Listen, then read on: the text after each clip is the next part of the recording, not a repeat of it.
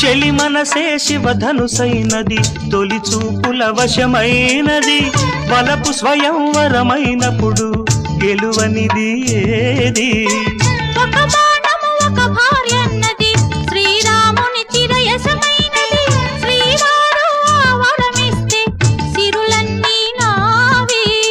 తొలి చుక్కవు నీవే, చుక్కానివి నీవే, తుదిదాకా నీవే, మరు జన్మకు నీవే.